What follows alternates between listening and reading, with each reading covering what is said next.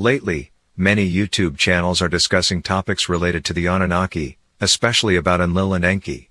Unfortunately, many of these videos contain information that is false or incorrect. Those who make these videos do not realize that history books, and not just history books, contain incorrect information. They don't realize that history has been rewritten. Some, even if they know the true history, deliberately spread such information to mislead and achieve certain goals. However, they don't understand that lies have short legs, and sooner or later the truth will come to light. It seems that, after the sinking of Atlantis about 13,500 years ago, a new civilization called Tartaria emerged and developed on Earth. It also seems that this civilization was created by refugees or survivors from Atlantis, and what remained of the Hyperborean civilization in Europe. Most likely, the root of the name Tartaria comes from the word Tars, which in the past referred to the Hyperborean population of Europe. However, it seems that at some point, a group of evil beings from space conquered this civilization and erased it from history. With the erasure of Tartaria from history, the entire history was altered, and history books were rewritten to fit the narrative that the evil masters wanted to impose, with the aim of keeping the population in a state of sleep and ignorance, to be more easily controlled. As William Tompkins says, but also others, not only him, history has been altered and so have other scientific fields such as astronomy, physics, medicine, etc. William Tompkins says that all books on this planet contain incorrect information, or as he says, contain misinformation. You can find the link in the description with the video in which William Tompkins makes these claims. So, regarding the subject of the Anunnaki, Enki, and especially about Enlil, Ninlil, Ninkursag, Anu, Anana, Ninurta, Marduk, etc., we have a lot of incorrect information. For example, Wikipedia and many websites present false things about these people and not just about them. Also, in the books of some very well-known authors, who have discussed the subject of the Anunnaki, we find incorrect information, including in the books of David Icke, and especially in the books of the famous Zecharia Sitchin. In fact, the source of the incorrect information related to Anu, Enlil, Ninlil, Anana, Ninurta, Enki, Marduk, etc. is the books of Zecharia Sitchin. In his book called The 12th Planet, Sitchin says, this usurpation of Enlilship was accompanied by an extensive Babylonian effort to forge the ancient texts. The most important texts were rewritten and altered, so as to make Marduk appear as the Lord of Heavens, the Creator, the Benefactor, the Hero, instead of Anu, Enlil and even Ninurta. From this brief text, we understand that the tablets and all the ancient Sumerian writings have been rewritten. So they're falsified. And not only the ancient writings of the Sumerians, but of all nations. This means that the translations of the Sumerian tablets, and the interpretations given to them, even by Zecharia Sitchin, are largely incorrect. It's a mix of real facts and false ones. Reading Zecharia Sitchin's books can be compared to alpine skiing, meaning you have to slalom between the false information to find or deduce what's correct. From what I've managed to read so far, from the 12th Planet and the Lost Book of Enki, because I haven't finished these books, they are quite challenging to navigate. I can say I've found numerous contradictions. Maybe I'll make a video on this topic, a kind of text analysis of these books. So, what's the truth about the Anunnaki? What's the origin of these extraterrestrial beings called Anunnaki? Who really are Enlil and Enki? Were they really brothers, or does this indicate a racial connection between the two? Was Enki the good and highly evolved spiritually and Enlil the evil and less spiritually evolved? Or is it actually the other way around? Or in fact, they were both good, spiritually evolved, and instrumental in the creation of the human race. Is Enlil the biblical Adam and thus the true father of mankind?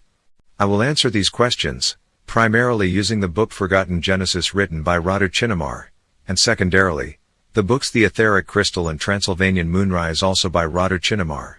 And also from the two previously mentioned books by Zecharia Sitchin. Someone might ask, why are you using information from Radu Chinnamar's books? Haven't you said all books contain disinformation? There is an exception here. The information from Forgotten Genesis is accurate, and it presents real events from our planet's past. In several videos uploaded on this channel, I talked about the existence of subterranean cities located under Romanian territory. I personally learned about these cities from Radu Chinnamar's books. For those interested in these subterranean cities, especially those who haven't watched my videos, they can read the book Inside Earth, The second tunnel written by Radu Chinnamar. Subterranean cities exist worldwide, not just in our region. The inhabitants of these cities are more spiritually and technologically evolved, compared to the surface civilization. Of course, there are underground cities and bases inhabited by negative beings, reptilians, or other types of malevolent extraterrestrials, but these bases or cities are closer to the surface, and are not connected with the cities inhabited by spiritually and technologically advanced beings inside Earth. I am referring now to subterranean cities inhabited by positive, spiritually and technologically advanced beings. One such subterranean city with positive, spiritually and technologically advanced humans located under Romanian territory is called Apelos. It seems that the leaders of this city have decided to help the surface population in discovering the truth about our past, our history as human beings on this planet. This history has been hidden and altered by the malevolent ones, who took control of the planet. Thanks to the advanced technology of the inhabitants of Apelos, Radu Chinnamar was able to see images or what might be called Akashic records, related to what happened on our planet, how and when the human being was created, the extraterrestrial civilizations involved in the creation and evolution of the human being, and the human civilizations that have developed on Earth since then, civilizations like Atlantis or Hyperborea. First, I will briefly answer the question, who are the Anunnaki and what is their origin? The answer to this question will help us later clarify some aspects related to Enki and Enlil, because both are Anunnaki, but I don't believe they come from the same planet in quotes, called Nibiru, as some claim in their books and shows or videos. First of all, Nibiru is not even a planet, but a huge spaceship, slightly smaller than our moon and belongs to an extraterrestrial civilization from Orion's belt. According to the book The Forgotten Genesis written by Radu Chinnamar, the origin of the Anunnaki is in the Sirius system. The civilization from the Sirius system is the oldest Anunnaki civilization, and the name Anunnaki means those who come from divine light, indicating that they are an advanced civilization, both spiritually and surely technologically. From the original Anunnaki civilization in the Sirius system, other branches emerged that migrated to other parts of the galaxy. These migrating Anunnaki retained the name, but added another name, to differentiate them from the original Anunnaki, from the Sirius system. So from the original civilization in the Sirius system, many secondary civilizations developed over time on other planets and in other star systems in the galaxy, most of them settled around the constellation Canis Major and especially in the constellation Orion, particularly in star systems from Orion's belt. From the Forgotten Genesis, we learn about two important Anunnaki locations, the Sirius system and Orion's belt. It's important to remember these two locations, and I'll explain why later, because it relates to Enlil and Enki. From the book The Etheric Crystal written by Radu Chinnamar, we learn that the Anunnaki or the Sirians from the Sirius system terraformed our planet about 70 million years ago, and they made possible the appearance and development of many species of plants, animals, and human civilizations over time. Also from this book, we learn that the Anunnaki from the Sirius system have blue skin, and from the Forgotten Genesis, we find out that the Anunnaki from Orion's belt have pearly white skin. These details are important to remember because they also relate to Enlil and Enki. So we know the origin of the Anunnaki as a race or civilization. Now let's see the origin of the two Anunnaki, Enlil and Enki. What was their role in creating the human being, and what kind of beings they were spiritually when they came to this planet? Were they really brothers? Or, as I mentioned before, is it a thing that indicates the racial connection between them? Both are Anunnaki but come from different locations or star systems. Was Enlil the biblical Adam and therefore the father of humanity? Let's see what the answers to all these questions are. Let's start with Enki. According to Zachariah Sitchin, the first Anunnaki to arrive on Earth was Enki, which is also confirmed in the Forgotten Genesis written by Radu Chinnamar. But here Enki appears under the name Tenakau, which is actually his real name, his name as an extraterrestrial being. From the Forgotten Genesis, we learn that Tenakau or Enki is the one who initiated the radical transformations that would lead to the creation of humanity, and we will see how. We also learn that he came from one of the star systems in Orion's belt and was a being that radiated much gentleness and a deep respect for cosmic laws. In terms of physical appearance, Tenakau was 2.5 meters tall, with a slightly elongated head tilted backward and hairless. He was born on the Nibiru ship, grew up there, and then was admitted to the army on the ship and rose in rank. From this book, we also learn that about 372,000 years ago, there was a terrible war in space. As a result, The huge planetoid spaceship named Nibiru or Nibiri, now known to us as Nibiru, which belonged to an Anunnaki civilization from the Orion's belt, was heavily damaged. Since the ship needed repairs, it was decided to extract ore from Earth, especially gold being the most important as it was a component of the ship. Since the spaceship needed repairs, it was decided to extract ore from Earth, especially gold being the most important.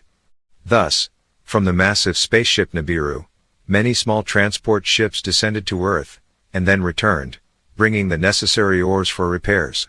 It seems that at that time, the commander of one of these transport ships, that came to Earth to extract ore, was none other than Tenakau, now known to us as Enki. His ship landed somewhere in the Arabian Peninsula. Among the rocks and vegetation of the area, there was a group of indigenous beings, a kind of more evolved primate, similar to Homo erectus. These beings began to curiously, but fearfully look at the ship and the extraterrestrial beings around it. The transport ship's commander, Tenakau or Enki, noticed these primates and their curiosity. He approached them, closely observing them in a slightly meditative state. Then he got the idea to use these primates for mining work, marking the beginning of humanity and leading to the transformation and evolution of these large primates into a superior humanoid being. Tenakau and the crew members of the transport ship decided to begin using some of the more curious and advanced primates for mining work. They couldn't stay on the Earth's surface for too long, due to certain physical characteristics of Earth's atmosphere that were not compatible with their constitution. They wanted to do this using a technology of mental transmission on the primates, using their bodies for tasks on the planet's surface. On one hand, the primates evolved rapidly due to the influence of the extraterrestrials and their technology. On the other hand, the crew benefited from the physical labor of these large primates, as the extraterrestrial bodies could not withstand the Earth's surface for long. Tenakau sat in a sort of back-tilted chair inside a spherical device, with which he mentally coordinated the primates moving objects and doing various tasks. At the same time, the field emitted by the spherical device in which Tenakau sat influenced the primates' DNA to help them evolve quickly.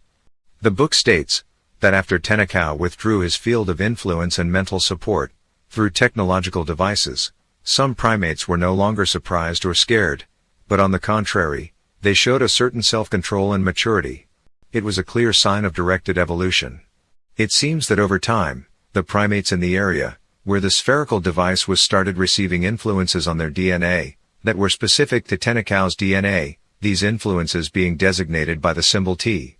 An important role in transforming the primate's DNA was also played by the ship Nibiru or Nibiru. Here's what the book says. The way the extraterrestrial ship Nibiru or Nibiru, positioned in a certain star network, influenced the transformation of the primate's DNA at the time, not only mentally but also emotionally, is remarkable and very complex. It seems that a period followed in which the sun shone brighter, radically influencing the transformation of life on Earth. The Persian Gulf area dried up, and the primate tribes began to migrate northward, to an area that had become lush with vegetation, slightly north of the metal extraction zone. The general symbol that designated the specific influence in that area was thus composed of T, EI, and EN, where EI and EN shone brightly, and T was weaker. After these three symbol letters, there was a pause, and then the fourth symbol, the hexagon, came, which I felt symbolized a state of happiness and exultation, stemming from the Nibiru ship. I telepathically understood that this euphoric state was directed only to a specific place, only in a certain area, which corresponded to that surface with lush vegetation, located between the two large rivers.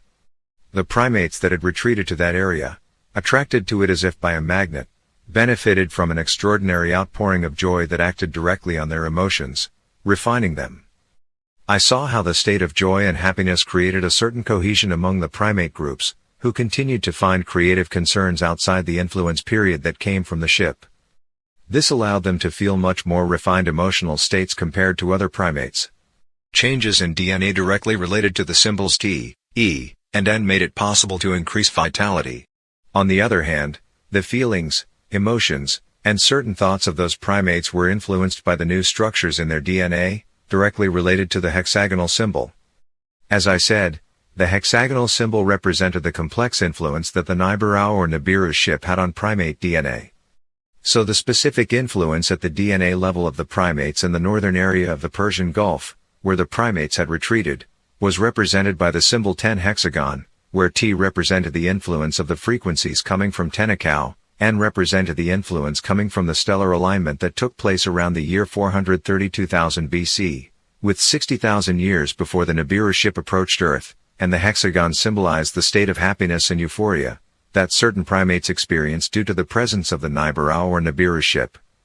It should be noted that the starting moment when the cosmic influence was implemented to trigger the plan to create the human being was around the years 432,000 BC, when a stellar alignment of 6 stars occurred, with our planet in the middle of that special configuration.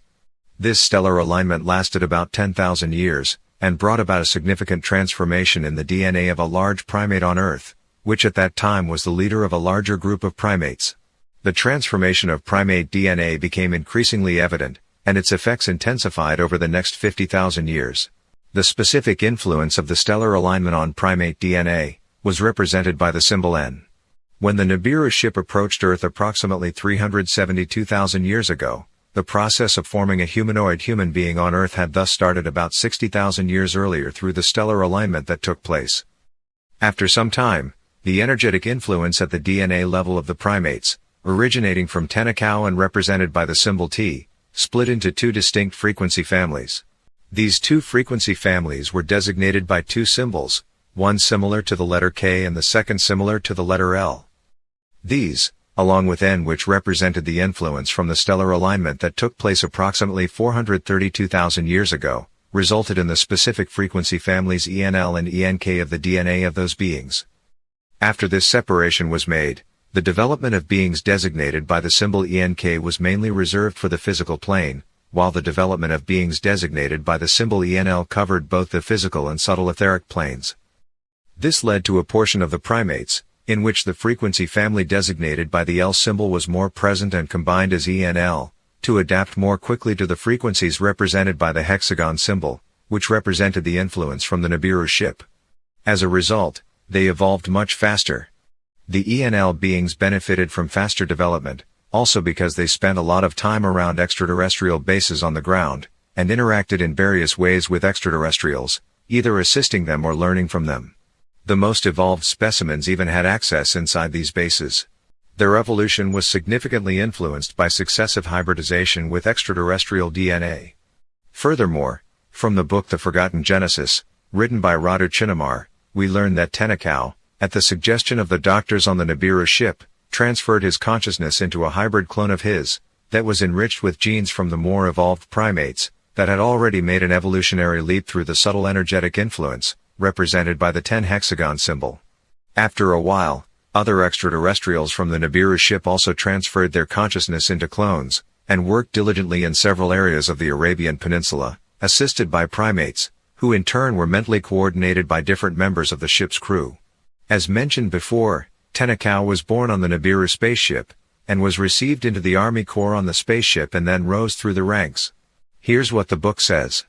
When a being was born on such a spaceship, the stellar influence was much stronger, because it was in a place in space that was not related to the parent's home planet. One such case was that of Tenakau. In the hologram image, we were shown that at the time of his birth there were several star arrangements that had the same E and N structure found in primates on Earth.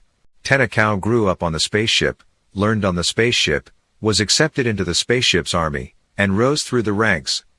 During all this time, he had the stellar E and N influences in his DNA structure, also felt by Earth's primates over the last tens of thousands of years. When Tenakau descended to our planet with the transport ship to extract minerals, he felt something interesting about the primates curiously watching the ship. He resonated with the subtle stellar E and N influences, which had already caused transformations in primate DNA. This was the reason the clone in which Tenakau transferred his consciousness could be easily created, as his genes were compatible with those from the primates. He realized the importance of these aspects, and sent a long report to his superiors on the Nibiru ship. Those moments were perhaps the most defining for the destiny of humanity, the moment when the decision to create a new being was made. Tenakau's report had the effect of a lightning bolt among the upper echelon of the Nibiru spaceship. The commander, along with the ship's leadership group, sent that report to the Council of Wise Men on the home planet. The response was staggering to all. Tenakau was informed that he wasn't there by mere coincidence, in that place on Earth and at that time. He was told that all of this had been planned long ago from the higher subtle planes, and that through his actions, he created the prototype of an evolved being that will exist on this planet in the future. Even if at first his intention was only to create, from the existing primates, a being with superior capabilities to help in the work of extracting the minerals they needed, everything now turned out to have a much deeper meaning. The order he received was to stay with his ship near Earth and to support the activities required for the development and evolution of the primates that existed then in that area.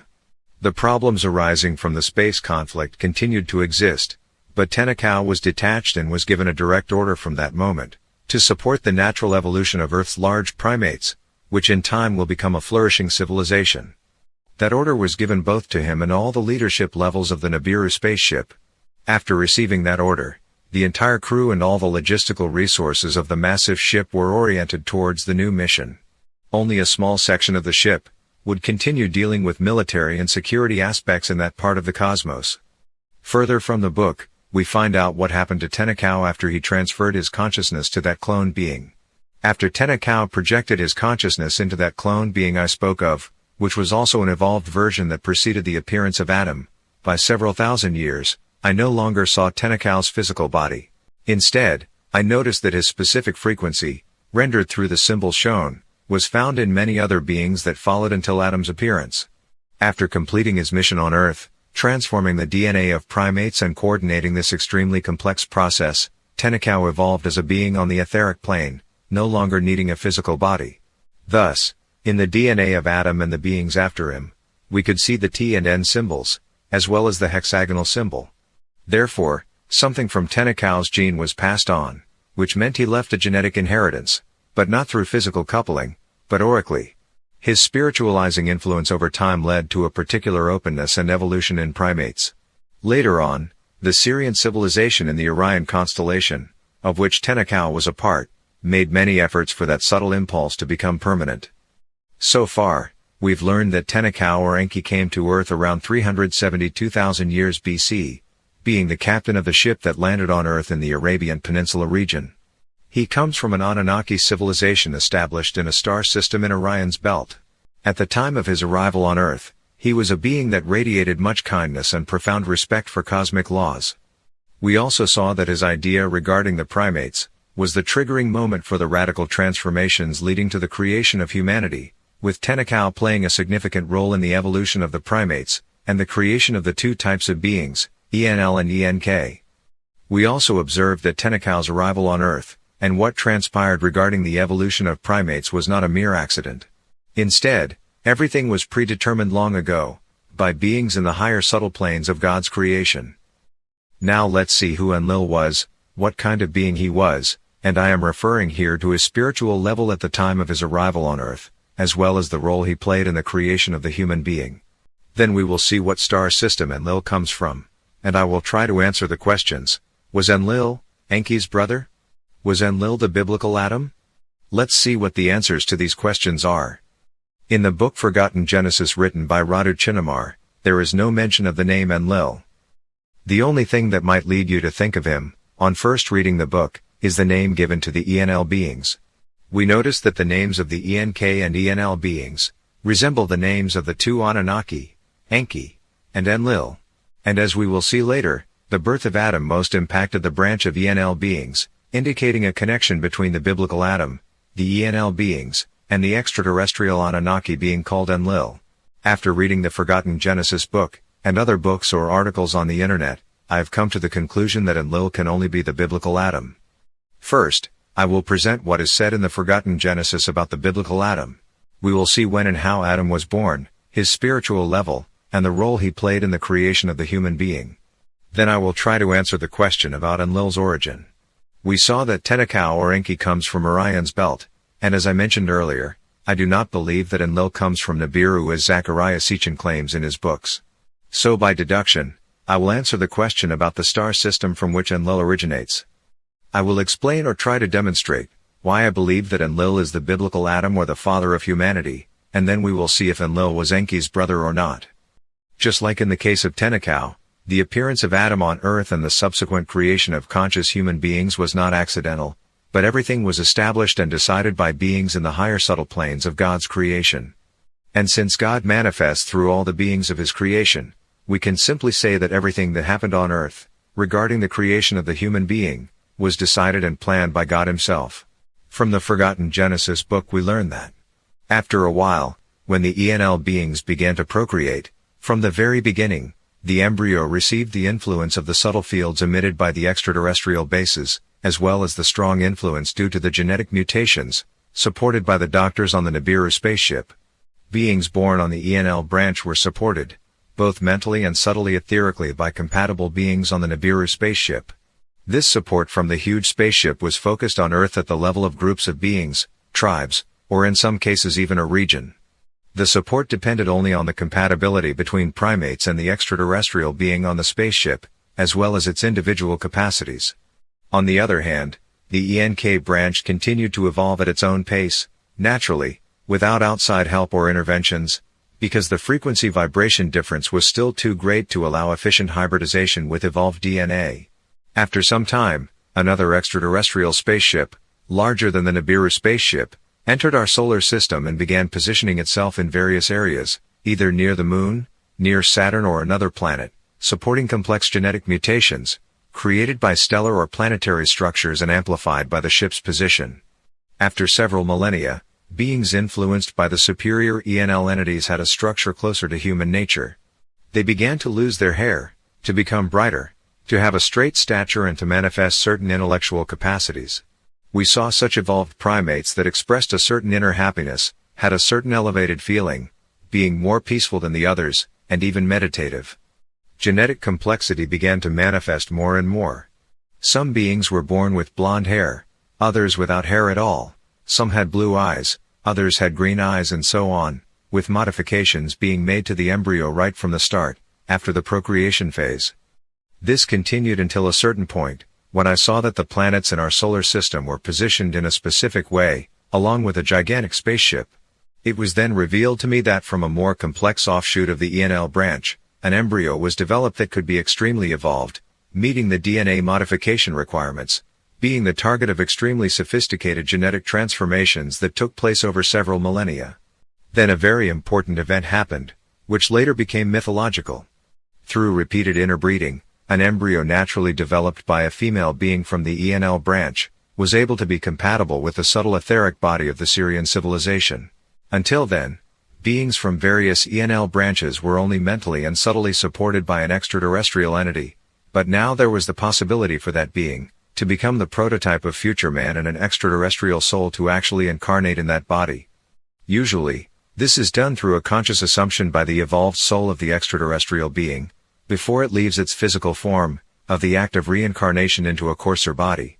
Basically, the evolved extraterrestrial soul assumes to return to one of the physical bodies of an Enlil being on Earth, in order to gradually determine the necessary changes at the DNA level through the very high vibrational level of its consciousness. Once this process began, the souls of extraterrestrial beings that incarnated in some Enlil bodies began to stay in the astral plane around Earth and then reincarnate here, following the natural laws of life and evolution. As I was able to see and understand from the images shown, those very advanced extraterrestrial civilizations even performed a sacrificial act, as returning to a lower plane in a significantly inferior physical form through successive incarnations, as some of those souls assumed, cannot be something easy or pleasant. However, at that stage, this represented a fast spiritual way to achieve the correct and natural transformation of humanoid beings from the start, into a much more evolved being. It was the first time when all conditions were met for the first human being to be born. If in the past, in the case of Tenakau, a transfer of consciousness into a clone occurred, in this case, it was about the evolutionary natural process of a new species. I then saw the beginning of the incarnation process of a highly evolved extraterrestrial being, highlighted on the holographic screen by a more intense luminous beam, that went inside an embryo of an Enlil woman. Through repeated transformations of the embryo at the DNA level, a body compatible with the souls of advanced extraterrestrial beings could be created. I understood that this was the first highly evolved human being on Earth, and he belonged to the Enlil branch. Esoteric and Christian mythology present him as Adam. Further on in the book we learn that Adam's birth was not an ordinary one. The embryo extracted from the Enlil woman was placed in a kind of alveolus with semi-transparent and gelatinous liquid, located in one of the extraterrestrial laboratories located in the northern area of the Persian Gulf. This is what the book says next. The alveolus was in suspension, but around it I saw other complex devices emitting strong luminous flashes at a certain rhythm, like lasers, towards the alveolus. I deduced that most likely, it was about a specific process, necessary for the creation of the physical body, in which later descended the spark of life, the soul of that highly evolved Sirian being. I was very curious to see, even approximately, the year when that extraordinary event for humanity took place, a kind of foundation stone for the human being in particular, and for all of humanity in general.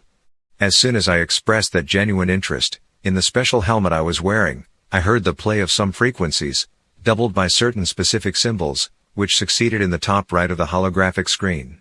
From what I could understand and decode then, the period was around 368,000 to 367,000 BC. Thus, that was the period when the first perfect human being appeared, after several millennia of successive transformations that took place in the DNA of primates. There were also other physical bodies of Enlil beings, but only that body established itself somehow by its perfection.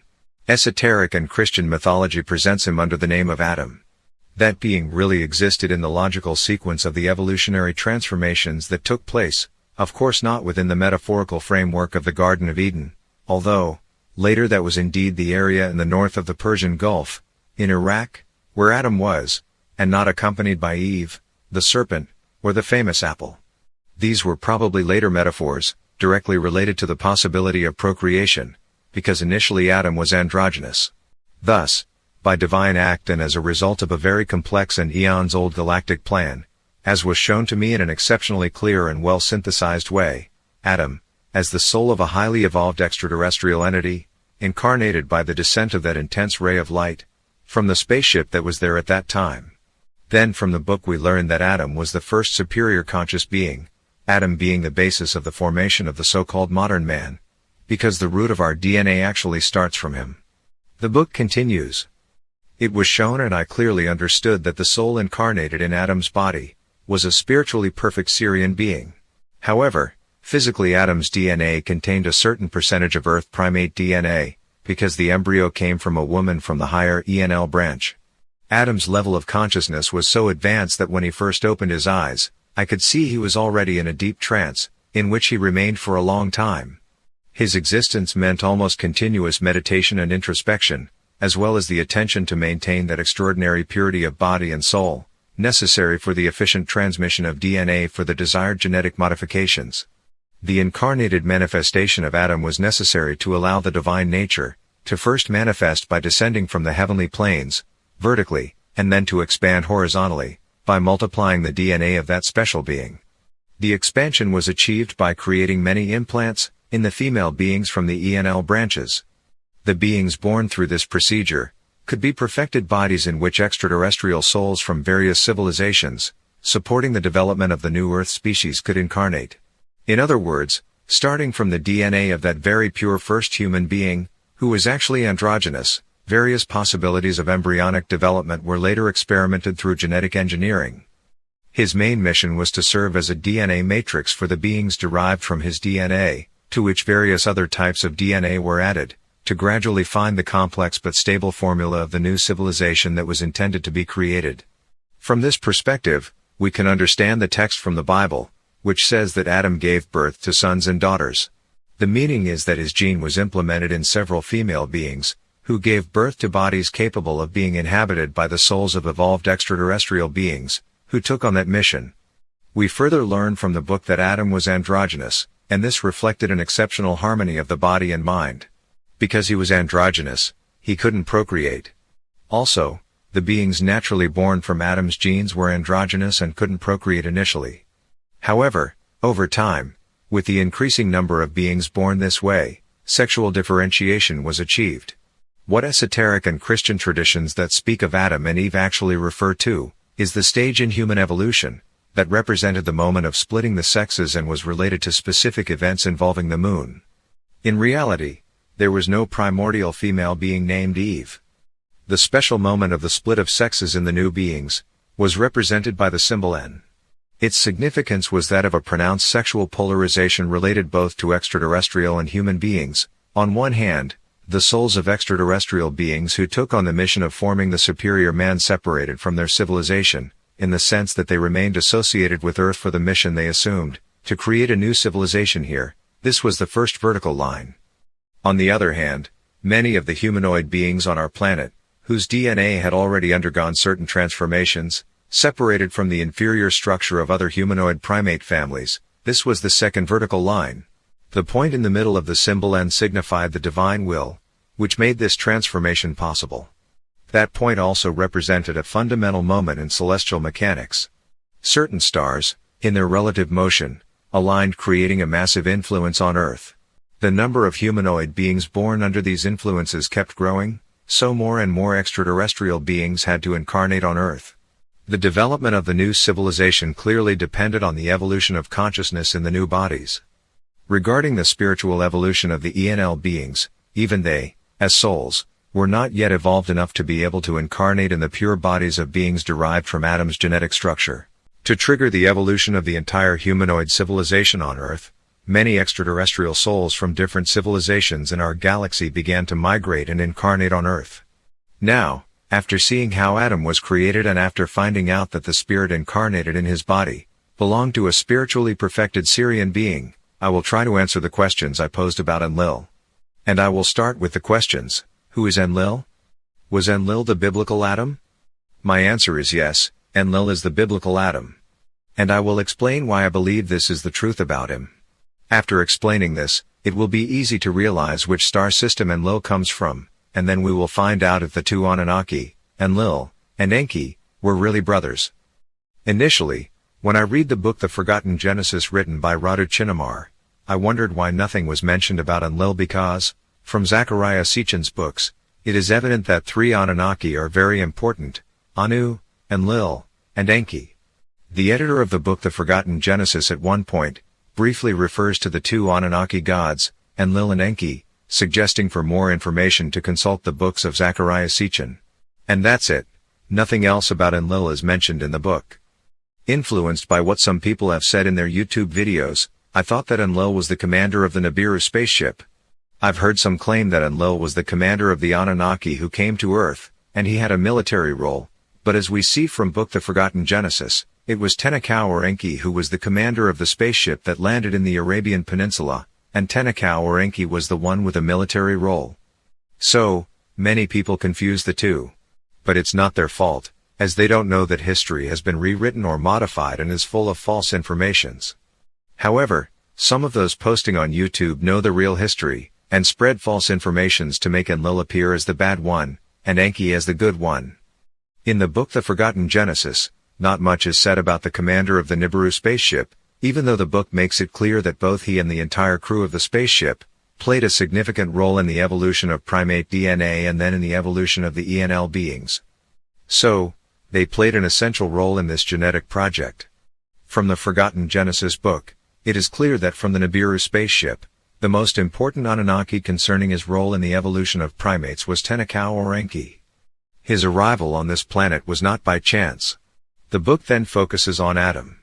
According to the book, biblical Adam's spirit belonged to a Syrian or Anunnaki being who came with another spaceship. After some time, when the Enlil primates began to be hybridized with Syrian DNA, the spirit of that Syrian being incarnated about 368,000 to 367,000 years BC in the body of the biblical Adam. Thus, from the Forgotten Genesis book, we learn that two Anunnaki played a significant role on Earth in the creation of the human being. They are Adam or Enlil, and Tenakau or Enki. From the Lost Book of Enki, written by Zechariah Sitchin, it appears that Anu is the king of the Anunnaki from the planet Nibiru. But this is wrong. The Lost Book of Enki contains the most untruths of all Sitchin's books. Nibiru is not a planet but a spaceship slightly smaller than the moon, and neither Enlil nor Anu were kings or commanders of this spaceship. All are pure inventions of those who modified the ancient Sumerian tablets and writings. From my point of view, the Anunnaki being called Anu by the Sumerians is the actual founder of the race, or civilization of the Anunnaki from the Sirius system. The name Anunnaki comes from the name of this Syrian being called Anu, just as the name of our country, Romania, comes from Rama, the Hindu god who lived on this territory. Therefore, the name of a people or a civilization is inspired by the name of the founder of that race or civilization. Someone might say, this is only true on Earth, not in space. It is valid both on Earth and in space, as many of the customs on this planet originate from the extraterrestrial civilizations involved in the genetic project on Earth, since many members of these civilizations have incarnated and lived or live in human bodies. Only God can know how many eons ago this Syrian being named Anu founded the Anunnaki race. I must mention that the Sumerian Anu is the Greek god Kronos. The name Anu comes from the word An, which represents a period of time, and for the Greeks, the name Kronos similarly indicates a connection with the notion of time. The Greeks considered Kronos a deity of time. I will continue the explanation about Anu towards the end when I will answer the question of whether Enlil and Enki were brothers. Now, let's return to the explanation about Enlil. As I've said before, the names of the two Anunnaki, Enki and Enlil, closely resemble the names of the beings Enk and Enl. The spirit of that spiritually perfected Syrian being that incarnated in Adam's body, had the greatest impact on the evolution of Enl beings and, of course, Enk beings. Adam was the first conscious Enl being. In the book Forgotten Genesis, it is said that, in the beginning, by genetically manipulating approximately 20% of primate DNA with 80% of Syrian DNA, several successive generations of highly evolved beings were created. From them resulted the one you call Adam, the most refined variant of possible DNA on Earth, a truly exceptional being from which the future Enl being sub-branches practically developed. Therefore, to me, the resemblance between the naming of Enl and Enk beings and the names of the two Anunnaki, Enlil and Enki, is not coincidental. The Syrian being who came with another spaceship and then incarnated about 368,000 to 367,000 years ago in the body of biblical Adam was undoubtedly Enlil. Often in ancient Sumerian writings, Enlil is called the king of the gods or the father of gods and men. Here's what is said in the book The 12th Planet written by Sichan, god of heaven and earth, heir to Anu, the one who names kings, leader of the assembly of the gods, father of gods and men, god of agriculture, god of the sky. These were just a few of Enlil's titles. Thus, we see that Enlil is called the father of gods and men. The gods are the extraterrestrial beings who incarnated in the bodies of the Enl beings, born from Adam's gene. In the book Forgotten Genesis, it is said that Adam's gene was implemented in several Enl female beings, who gave birth to bodies capable of being inhabited by the souls of evolved extraterrestrial beings, who took on that mission. Then the book states that the souls of extraterrestrial beings who incarnated in some bodies of the Enl beings, began to remain in the astral plane around the earth and then reincarnate here, respecting the natural laws of life and evolution. So, it is clear that Enlil is Adam, the father of the gods, that is, of the extraterrestrial beings incarnated at that time, and also the father of humans, because his DNA was the basis for the creation of modern human beings. Also, from the Book of 12 Planets written by Zachariah Sitchin, it appears that Enlil was highly respected, appreciated and listened to by both gods and men. In the Anunnaki hierarchy, he was second only to Anu, with Enki ranking third. And it is understandable why Enlil ranked second and Enki third. We saw from the Forgotten Genesis book that the spirit that incarnated in Adam's body belonged to a spiritually perfected Syrian or Anunnaki being, while at the time of Tenakau or Enki's arrival on Earth, the mentioned book tells us, he was a gentle being showing respect for the laws of creation, yet he hadn't reached the level of spiritual perfection and was part of the military corps of the Nibiru ship at that time. So, there's a significant spiritual difference between Enlil, whose spirit incarnated in the body of biblical Adam, and Tenakau or Enki. Here's what the 12th Planet book says about Enlil. The second deity after Anu was Enlil. His name meant god of the air. Not only did the Sumerians, but also the gods themselves consider him the supreme god. They called him king of all lands and said that in heaven he is the prince, on earth he is the ruler. His words or commands make heaven tremble and earth quake. Enlil, whose commands reach far, whose word is noble and holy, whose verdicts cannot be changed, who governs destinies into the distant future. Willingly, the earth's gods bow before him, the gods of heaven, when they come to earth humbly bow before him, and faithfully obey his commands. According to Sumerian traditions, Enlil came to earth before humans existed. A hymn to Enlil, the benefactor reports that many aspects of human culture and civilization, would not have been possible without the orders given by Enlil to be executed all over the earth. The third deity of the Sumerians was another son of Anu. He had two names, Ea and Enki. Like his brother Enlil, he was a god of heaven and earth who came from heaven to earth. So, we see the respect accorded to Enlil, and this could only be, if Enlil was a being at a high and superior spiritual level compared to Enki. Also, as seen in this image, Enki holds what is called a trident in his hand. In Greek mythology, Poseidon is the one who holds the trident. The trident is a weapon, a fact confirmed by Elena Danon in one of her videos, and Elena knows this directly from Enki because she is in contact with him. So, the trident is a weapon and represents the symbol of Tenakau or Enki, confirming that he was military. We saw from the Forgotten Genesis book, that he was part of the military corps on the Nibiru spaceship. So now, it's understandable why Tenakau or Enki has a weapon called the trident as his symbol. Similarly, like Poseidon of the Greeks, Shiva of the Hindus also holds a trident in his hand.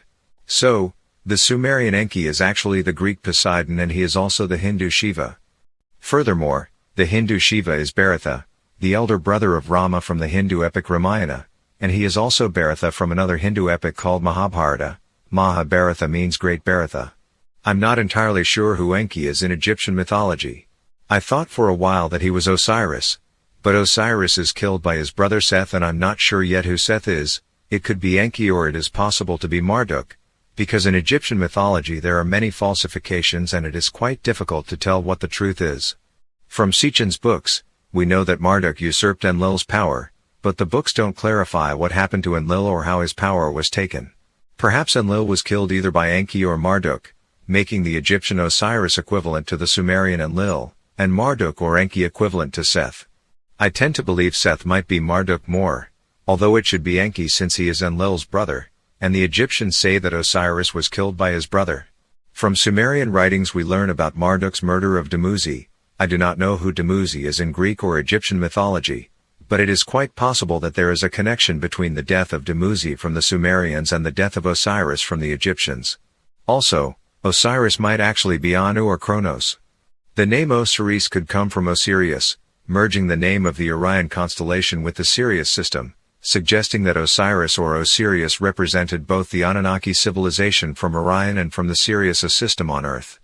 But I can't delve much deeper here, as things get more intricate. Maybe once I clarify these aspects, I'll create a video to explain my conclusions. Now, back to the main topic. So, if Enki is the Greek Poseidon and Hindu Shiva, then Enlil must be the Greek Zeus and Hindu Vishnu. Moreover, I believe Enlil is the Egyptian Ra or Amun-Ra. What's known in Egyptian history is that pharaohs had at least 5 or 6 names. So, besides Ra and Amun-Ra, it's likely that Enlil had other names, such as Osiris, or perhaps even Ramses. Often, Ra or Amun-Ra is depicted with blue skin, just like the Hindu Vishnu and Rama from the Ramayana epic. I said in the beginning that the Orion Belt Anunnaki have pearly white skin, and the Sirius system Anunnaki have blue skin, according to the book The Etheric Crystal written by Radu Chinnamar. So, if Enlil is Vishnu from the Hindus or Rama and Ra or Amun-Ra from the Egyptians, it means that Enlil is an Anunnaki being coming from the Sirius system, because he has blue skin like the Anunnaki from the Sirius system. This is my answer to the question, which is Enlil's star system of origin. From the book Transylvanian Moonrise written by Radu Chinnamar, we learn that the so-called legend between Rama and Sita, which Westerners know from the Ramayana epic, is actually as real as can be and took place more than 9,000 years ago. From the Ramayana, we learn that Sita, Rama's wife, was abducted by the demon Ravana. To rescue her, Rama, aided by Lakshmana and other beings accompanying him, had to construct a bridge. It is currently believed that this bridge indeed existed in the southern part of India. This bridge connected India and Sri Lanka. Satellite images clearly show that there once was a landmass connecting southern India to Sri Lanka. According to local legends, this bridge was and is known as Rama's Bridge or Adam's Bridge. Just as it was known that Rama is an incarnation of Vishnu, it was also known that Rama or Vishnu was the biblical Adam. Vishnu, as previously mentioned, is actually Enlil. If people of the past called Rama Adam, it means they knew that Vishnu or Enlil incarnated in the body of the biblical Adam. In Hindu tradition, Rama is called Maryada Purushottama, which translates to the perfect man, master of self-restraint and virtues. In the book The Forgotten Genesis, it's said that Adam represents the most refined version of DNA possible on Earth, with Adam being a truly exceptional being. So, once again, it's clear that the spirit incarnated in the body of the biblical Adam belonged to Enlil or Vishnu. Regarding this demon Ravana, with whom Rama fought, we see that Zeus also battled a creature half-man, half-serpent named Typhon. This Greek Typhon is actually the Hindu Ravana, who was a reptilian being. In this image depicting Zeus fighting Typhon, we see Typhon as half-man in the upper part of his body and half-serpent in the lower part. This clearly indicates that Typhon or Ravana was a reptilian creature. In Hindu portrayals, Ravana or Typhon is shown with multiple heads, indicating his ability to have multiple faces or appearances. This suggests he was a reptilian shapeshifter, meaning he had the ability to change his form or external appearance, to appear human, to hide his reptilian aspect. It is known that this is the primary ability of reptilians, to change their form. So, Rama from the Hindus is Zeus from the Greeks, and Sita from the Hindus is Leto from the Greeks. Just like with the Sumerians and Egyptians' mythology, a large portion of ancient Greek writings has been modified or rewritten to hide the truth. In reality, Leto is Hera or Juno, that is, the wife of Zeus or the first wife of Zeus. Thus, Enlil of the Sumerians is Vishnu of the Hindus, Zeus of the Greeks, Ra or Amun-Ra of the Egyptians, possibly Osiris of the Egyptians as well, Thor of the Norse, and Enlil is also Yahweh of the Hebrews. In the 12th planet written by Zechariah Sitchin, it is stated, "And Yahweh, Elohim, shaped him from the clay of the earth, and breathed into his nostrils the breath of life, and Adam became a living soul." From the Forgotten Genesis we learn that Tenakau or Enki was assigned and received direct orders to oversee the natural evolution of the great primates on Earth, which in time would become a flourishing civilization. This means that Tenakau or Enki was entrusted with the leadership of the primate genetic evolution project. Then in the 12th planet, Sitchin says that, after Enlil personally came to Earth, the power over Earth shifted from Enki to him. This means that after Enlil came with his spaceship, the leadership of the genetic project on Earth was entrusted to him. And if Yahweh is Enlil, then we can understand from the texts that say Yahweh fashioned Adam's body from the clay of the earth and then breathed into his nostrils the breath of life. We can understand from this text that Enlil or Yahweh became directly involved in the genetic project of creating Adam's body as soon as he took charge of the project from Enki. He personally handled the genetic engineering of the first man, Adam, and he, Enlil or Yahweh, breathed life into Adam, meaning he gave life, animated his body, or incarnated in the body of Adam. That is, the spirit of Yahweh or Enlil entered Adam's body made from clay, meaning from the biological material of the planet, and brought it to life. This is the explanation of this text. From the book The 12th Planet, we also learn something interesting. Enlil's wife is called Ninlil. Sometimes Enlil's wife is named Ninkursag or Ninma, and other times Ninti.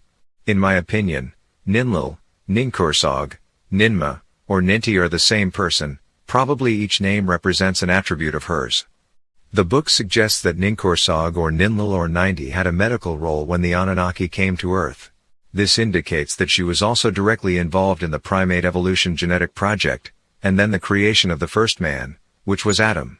The Forgotten Genesis states that alongside the Anunnaki, other extraterrestrial civilizations, most notably the Arcturian and Pleiadian civilizations, were involved in the Earth's genetic project. So possibly, Ninlil or Ninkursag may come from the Anunnaki civilization or one of these two mentioned civilizations. Also, in book The 12th Planet written by Zechariah Sitchin, it is said that Ninkursag is the life-giver of the gods, the mother of gods and men. She is also called the mother goddess. We've seen that Enlil is also called the father of gods and men. Thus, it's clear that the two of them, Enlil and his wife Ninlil or Ninkursag or Ninmo or Ninti, are the leaders of the human creation genetic project on Earth. We can say they are the true parents of humanity, or the extraterrestrial heads of the genetic creation and evolution project of the human being on this planet. Furthermore, if Enlil, whose spirit incarnated in Adam, was a spiritually perfected being, then Ninlil or Ninkursag must also have been a spiritually perfected being. In the book Transylvanian Moonrise written by Radu Chinnamar, Rama and Sita are called the divine couple, and Rama is Enlil, and Sita is Ninkursag or Ninlil. In my opinion, you can't call someone divine unless that person or those persons have reached a very high spiritual level. And if Enlil is Ra or Amun-Ra from the Egyptians, Ninkursag or Ninlil must be Hathor. If Enlil is Vishnu, Ninlil is Lakshmi, and if Enlil is Zeus or Jupiter, Ninlil is Hera or Juno. If Enlil is Rama, Ninlil is Sita. If Enlil is Thor, Ninlil is Sif, and if Enlil is Yahweh, Ninlil is Asherah. And the comparisons in this sense can continue. Because these are their avatar names, they had other names. It is known that the Egyptian pharaohs had at least 5 or 6 names. And my opinion is that Enlil or Ra was both Ramses I and Ramses II, and Ninlil or Hathor was Sitr or Nefertari. So up to this point we have learned that the spirit incarnated in the body of the biblical Adam was Enlil's, and both Enlil and his wife Ninlil or Ninkursag participated in the genetic project of creating the human being. Then we learned that Enlil, often represented with blue skin like Ra or Amun-Ra from the Egyptians or like Vishnu or Rama from the Hindus, is an Anunnaki being from the Sirius system, and Tenakau or Enki is also an Anunnaki being from the Orion belt, and we saw that the Anunnaki from the Orion belt have pearly white skin. Now I want to answer the question, were Enlil and Enki really brothers? To answer this question, I must make a clarification. Anyone who reads the book The Forgotten Genesis by Radu Chinnamar and then, let's say the book The 12th Planet by Zachariah Sitchin, and also a little Greek mythology, a little Egyptian and Hindu history, or even the epic Ramayana, and also from the books Transylvanian Moonrise and the Etheric Crystal written by Radu Chinnamar, will notice something very important. Zachariah Sitchin's books present information from 2 different time periods. A period that took place about 372,000 years ago when Nibiru's spaceship approached Earth, and then the group of Anunnaki beings led by Tenakau or Enki, descended to Earth with that transport ship to bring gold and other ores to repair the Nibiru's ship, that had been damaged in a space war. Then Tenakau or Enki had the idea to use primates for mining, which had the positive effect of the evolution of primates due to mind control technology. Then Enlil arrived, and Adam was created. The second period of time includes historical information and events that took place after the sinking of Atlantis, after the year 13,500. Or more precisely more than 9,000 years ago when the Ramayana epic took place. From the book Transylvanian Moonrise written by Radu Chinnamar, we learn that the Ramayana epic is as real as possible and the events presented took place more than 9,000 years ago.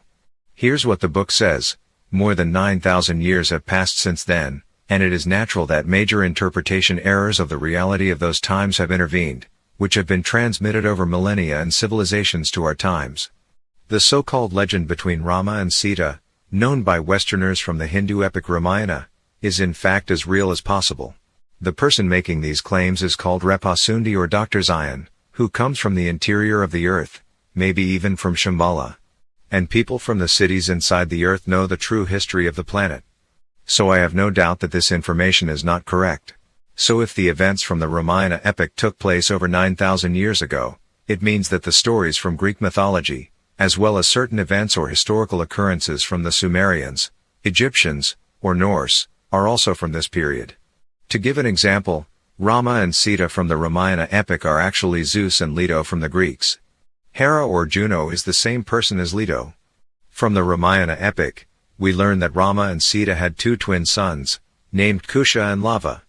However, in reality, Lava was a girl and not a boy. Kusha and Lava from the Ramayana are actually Apollo and Artemis from the Greeks. So, we see that changes were made in the Ramayana as well. Another change in Ramayana concerns Rama's brother named Lakshmana, who is presented as a male, but in fact, Lakshmana was a female and refers to Athena from the Greeks.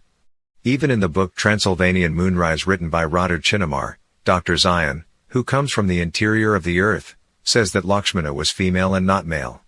We see that among the Hindus, Rama, Sita, and Lakshmana are still revered today and often appear together. In Roman mythology, there's what's called the Capitoline Triad consisting of Jupiter or Zeus, Juno or Leto, and Minerva or Athena. So, Rama is Zeus, Sita is Leto or Juno, and Lakshmana is Athena. Now to return to the main point, Rama and Sita had 2 twin children, Lava, who was a girl, and Kusha, who was a boy. In Greek mythology, Zeus and Leto also had twin children, namely Artemis and Apollo. Ra or Amun-Ra and Hathor also had 2 twin children, a boy named Shu or Khonshu, and a girl named Tefnut. We notice the similarity between the name Khonshu, Ra's son from the Egyptians, and Kusha, Rama's son from the Hindus. Later on, the Egyptian Khonshu appears under the name of Horus. Also, if the Hindu Rama is Zeus, it means that his father, King Dasharata from the Hindu epic Ramayana, is actually Kronos from the Greeks or Anu from the Sumerians and probably Brahma from the Hindus. Rama's mother, named Kausalya in the Ramayana, is the official wife of King Dasharata. So, if the Hindu Rama is the Greek Zeus or the Sumerian Enlil, Dasharata from the Hindus is the Greek Kronos and the Sumerian Anu, then Kausalya from the Hindus is the Greek Raya or Cybele and the Sumerian Inanna. In his books, Zacharias Sitchin says that Enlil was born to Anu's official wife, while Enki was born to one of Anu's concubines or secondary wives. Among the two, Enki was the first to be born. This is confirmed in the Ramayana, where King Dasharata had a principal wife named Kausalya and two secondary wives. Kausalya gave birth to Rama, Kaikeyi to Bharatha, and Sumitra to twin sons Lakshmana and Satrughna. However, the first son born to King Dasharata was Bharatha, and the second was Rama. Bharatha from the Ramayana is Poseidon from the Greeks, Enki from the Sumerians, and also Shiva from the Hindus. Among the Greeks, Poseidon appears as being born before Zeus. It is possible that this story that Bharatha or Poseidon or Enki was born before Rama or Zeus or Enlil actually indicates that Enki is the first to come to earth and then Enlil. Even if Enki or Poseidon or Bharatha was born first, he did not have the right to be Anu or Kronos or Dasharata's heir because the son born to the principal wife is considered the rightful heir to his father. We see that this has remained a tradition and was applied to Chinese emperors, Koreans, Turks, and other peoples. Thus, the son born of the principal wife is the rightful heir, not the son or sons born of secondary wives or concubines. In situations where the son or sons born of the principal wife died under certain circumstances, then the inheritance went in the order in which the sons were born from the secondary wives. Now to answer the question, were Enlil and Enki brothers? As I said, in Sitchin's books, historical events are presented from two different time periods, one period that began approximately 372,000 years ago, when the Nibiru spaceship approached Earth, and then was the creation of the biblical Adam, in the laboratory in the Arabian Peninsula approximately 368 to 367,000 years ago, and the second period, from over 9,000 years ago. I believe that Enlil and Enki were not brothers, when they first came with their spaceships near Earth.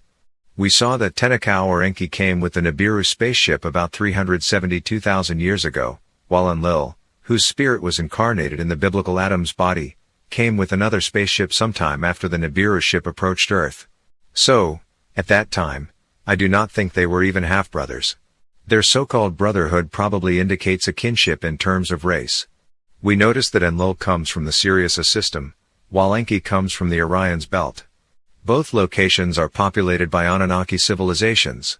However, the difference is that the Sirius system represents the origin of all Anunnaki civilizations in the galaxy. However, in their incarnation over 9,000 years ago, it seems that Enlil or Rama or Zeus is half-brother to Enki or Bharatha or Poseidon.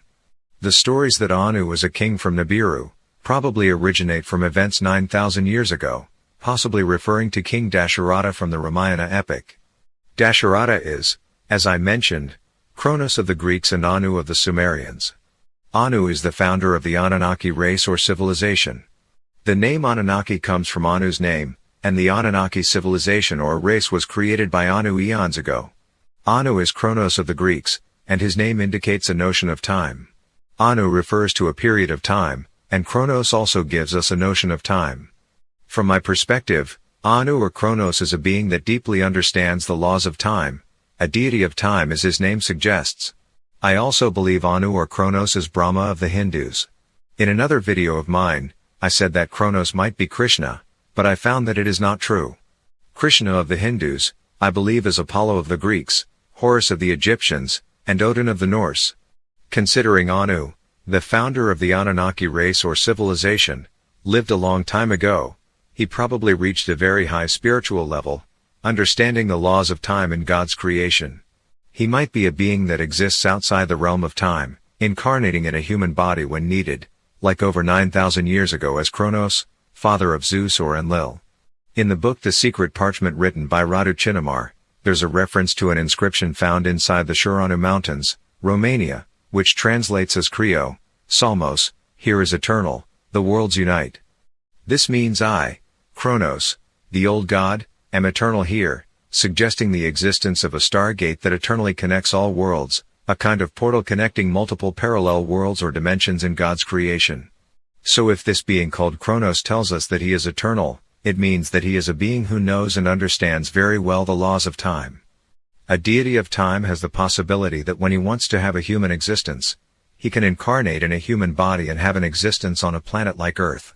As his human existence was more than 9,000 years ago as the father of Zeus or Enlil. Another explanation would be that King Dasharata of the Ramayana epic was not the father of Rama, Lakshmana, Bharatha, and Satrughna. In this situation Dasharata is not Kronos or Anu. The Ramayana epic has several variants.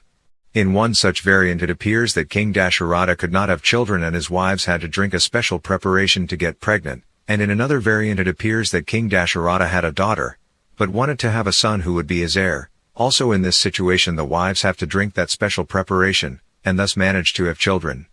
It seems to me that it is about making implants in the bodies of King Dasharata's wives, just as Jesus was implanted in the body of the Virgin Mary. And in this situation Rama and Bharata or Enlil and Enki are not brothers. Their so-called brotherhood indicates a race bond, namely that they are both Anunnaki. I also think there could be other explanations, but I won't go into them because this video is already too long. I believe I answered all the questions about Enlil and Enki, so I will stop here. Obviously, there's a lot more to add or explain. Maybe in the future, I'll delve deeper into some topics presented in this video. Thank you for listening.